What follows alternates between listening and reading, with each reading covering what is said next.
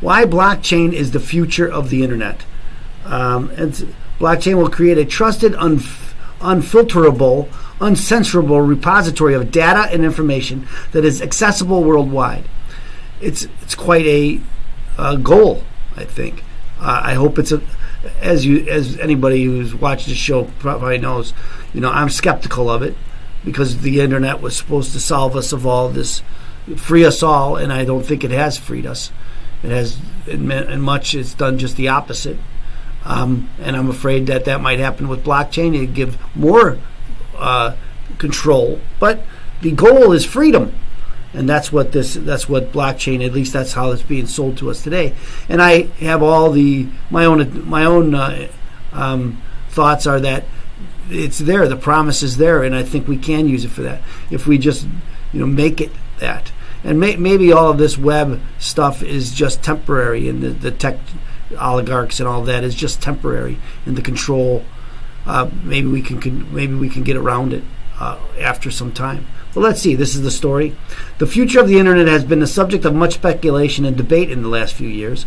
From the rise of virtual worlds and immersive experiences to the explosive growth of social media, the internet has become a ubiquitous medium for communication and commerce. With the rise of blockchain, the internet is about to go through a major transformation. This isn't the first transformation of the internet.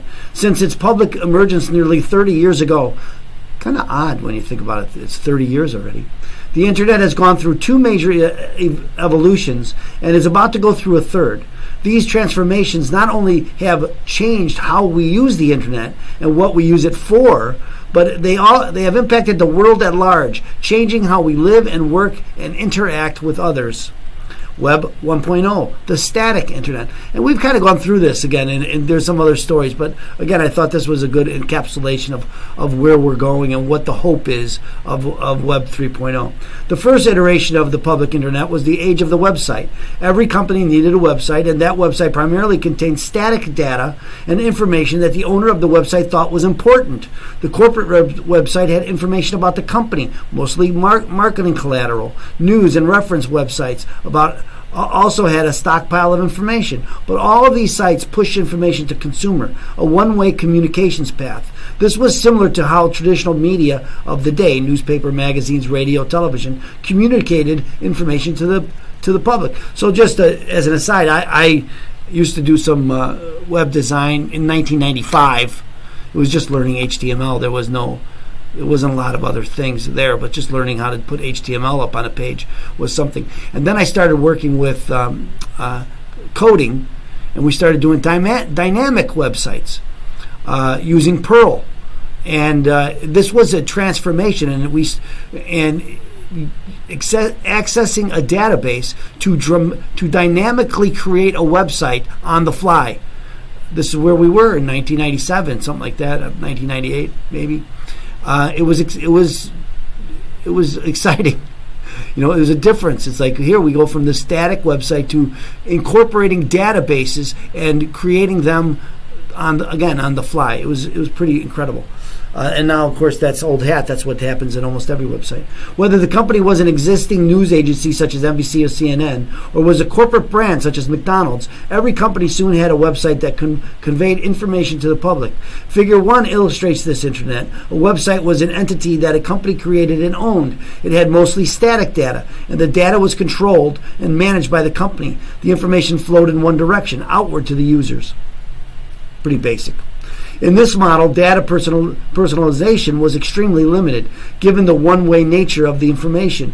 Users could select and filter the information they wanted to consume, but they typically had very little ability to influence what the information communicated contained. Users had virtually no ability to influence other users. Information sharing among users was typically limited to your local friends or bulletin board groups. I remember bulletin boards. These represented very focused and limited audiences. Web 2.0, the web application. The second iteration of the public internet, the internet you're using right now, is the age of the web application. Here, companies focus on providing a forum for individual users to share information with one another. Web 2.0 ushered in a trend of creating personal blogs and later expanded into today's social media landscape. Companies such as Twitter and Facebook led the way to democratization of data. They created applications that allow anyone to post virtually anything on any topic and share it with potentially huge audience. In our current iteration of the internet, illustrated in Figure 2, web applications and social networks owned by companies such as Facebook provide a forum for users to enter data into the application and share it privately with friends or publicly with anyone who might be interested. Today's web applications allow people to communicate across the world with people they never met. When the smartphone became ubiquitous, the use of the internet grew substantially. Now everyone could stay connected to the internet all the time. They could talk to anyone they wanted, wherever they wanted, whenever they wanted. The internet exploded. While users found they could communicate with people around the world, the companies who owned these applications found they could collect huge quantities of information about the users and their likes and dislikes. This data became a valuable source of information and a major source of revenue for the internet giants. Companies like Facebook grew to be multi-billion-dollar mega corporations, and the founders of these companies became some of the wealthiest people in the world. Then these companies discovered something else they could do: curation. Rather than randomly presenting information from one user to the other, they could use information they gathered about people's likes and dislikes to cater information sharing to the people's interests. The social algorithm was born, and web application companies wielded huge power in influencing what information the people of the world received. This control over information has made these companies enormously powerful. Many people believe too powerful. Now we are in this Web 3.0, authoritative data. Now we are in the precipice of a third iteration of the public internet. In this third generation, data is no longer stored and maintained by the web applications. Instead, data and information is stored in the fabric of the internet itself. In Web 3.0, data becomes available for any application that needs access and is authorized to use it. The data is no longer owned by an application or controlled by a web platform company such as Facebook. In fact, web applications play a much less significant role in the management of the information. No single application can play the role of information curator, so there is no uber powerful social media company to influence what information people are allowed to see. Figure 3 shows this internet. End users directly manage and control their data and information, and the data is used and managed outside the control of a single company. The web applications are consumers of the information, but none of them own or manage the information. So the web applications are now of secondary importance to the data itself. Data and information instead is stored in distributed blockchain that is not managed by any one single company. All of the information in the blockchain is distributed across all internet companies equally, unable to be controlled by a central organization, company, or government. The goal is to enable shared, uncensored, uncurated, authoritative information that is independent of web applications and an undue influence that they put on the information. The information is owned and managed by the real owner of the data, the user, rather than by the web applications and the creators.